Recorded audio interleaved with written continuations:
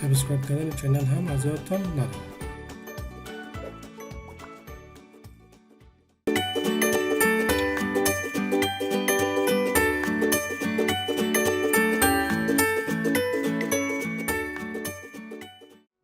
کمان دو مفصل را تحلیل کنیم که نظر به شکل در قسمت اول سیستم واحدات تعیین میکنیم که نظر به سوال مدت خوشنطر است. این درست است. بعد شما در تمپلیت گرید اونلی میل و وقتی که در بالای گرید اونلی تمپلیتش کلیک کردیم یک باکس دیگه براتون میاد. در قسمت شما ایکس دایرکشن نظر به شروع ختم و وسط کمان تعداد گرید رو انتخاب میکنیم. نظر به این شکل شما در ایکس دایرکشن 3 گرید لاین ضرورت داریم، در وای دایرکشن 1 و در زد دایرکشن هم چون یک ارتفاع داریم. با این ترتیب اسپیسینگ ها که است با این ترتیب است. پس برای شما 15 انتخاب میکنیم. وای دایرکشن است 1 و ارتفاع هم است 6. این انتخاب میکنیم. اوکی. بعدا ویو ایکس وای آف میکنیم. در 3D مین در 3D اگزایت انتخاب میکنیم. برای شما این که مستقیم انتخاب کنیم. از این بابت شما پس من در درا فریم بالای کلیک میکنید. یک قسمت باش میگن که کات فریم، یکی در شروع یکی در ختم کلیک میکنید. بعدا وقتی که یک قسمت شما آمدین این برش میگن که کات تایپ و پارابولیک آرچ انتخاب میکنید. یک قسمت ترد پوینت که است وسطش فاصله اکسش 15 متر است، ارتفاع 6 است. پس کل طول کمان ما 30 متر است. پس یک قسمت هر سگمنت زیر درگ میکنیم و محاسبه میکنیم. به هر اندازه که سگمنتش موضوع بیم مقدر در شما کناست. به نظر به سوال میشه که ما ایره با 30 سگمنت تقسیم کنیم که هر سگمنت ما یک پورشن یک بوده شد. پس دیگه قسمت بریک انتو ملتیپل ایکوالنت آبجکتس انتخاب میکنیم تا در قسمت ممکن سلکشن بگیریم. از این وقتی که شما انتخاب کنیم بعد مشاهده که اوکی شکل ترسیم شد. حالا ما دو اتکا یکی در شروع یکی در ختم داریم که دیگه اساس یک شروع یک در ختم انتخاب میکنیم. اندازه اساینمنت جوینت رسترین دیگه قسمت بالای اتکای ساکن کلیک میکنیم و شما اوکی. چون کمان دو مفصل است پس در تا جزئی ما مفصل معرفی میکنیم. سر به این شکل قرار میدیم. به این اساس شما در قسمت راست کمان بار منتشر سمت با خاطر این ساحل شما سلکشن میکنیم که قبل سلکشن شما در define main the define load pattern itself weight multiplier و ضریب وزن ذاتی صفر میگیریم که تنها اثر لود خارجی که شما باش اساین میکنید نظر به اون برتونید انالایز کنه یا صفر انتخاب میکنید دیفاین میکنید. بعد شما اوکی. حالا سایه که بار منتشر داریم سلکشن میگیریم. بعد شما در اساین مین اساین در فریم distributed شما کوردینیت سیستم گلوبال انتخاب کنید. لو دایرکشن گراویتی پروجکتد انتخاب کنید. بار منتشر که بالای عمل کرده 6 تا پارامتر است. بعد روش که اپلای و اوکی.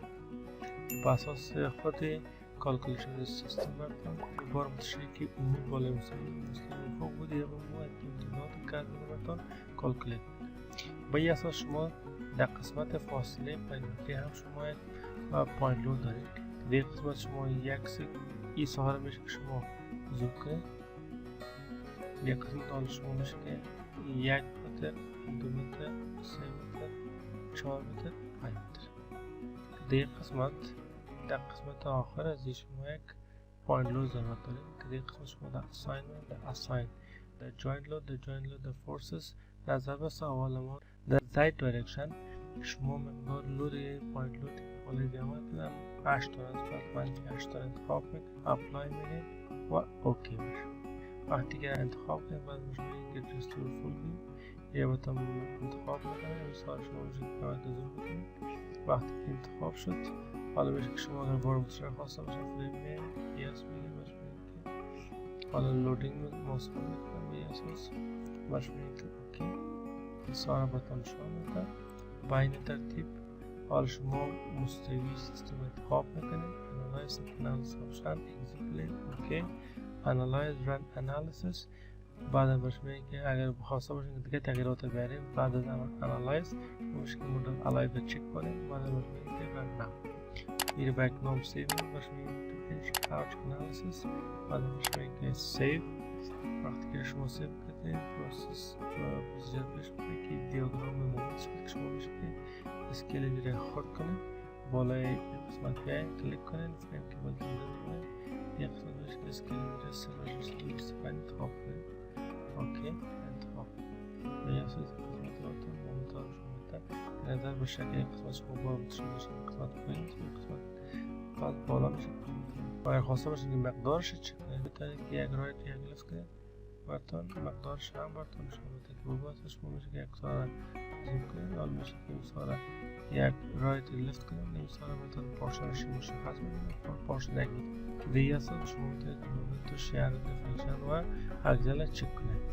بین ترتیب اگر خواسته باشید که شیر فورس چک کنید، به خاطر شیر فورس شما کنید که باید دست کنید یک قسمت روش میگه که شیر کنید یوزر دیفاین یک قسمت روش شیر علاوه رو باش مجموعه کنید و سیستم شرکی براتون نشان میده. اپلای میگید و اوکی اسکیل کنید، اسکیل میگید بزرگ اسکیل سپرش رو پایین تا کنید که اپلای اسکیل سپرش رو پایین میگید اسکیل پایین اوکی. آباد این شکل دیاگرام شیر فورس به خاطر امکان اثر بار متشابه و پایین تا اگزل فورس هم شما دارید که اگزل automatic apply و اوکی. شکل دیاگرام اگزل فورس که شما مطالعه. این بود تحلیل کمانهای دو مفصله با طریقه سافت ویر سر.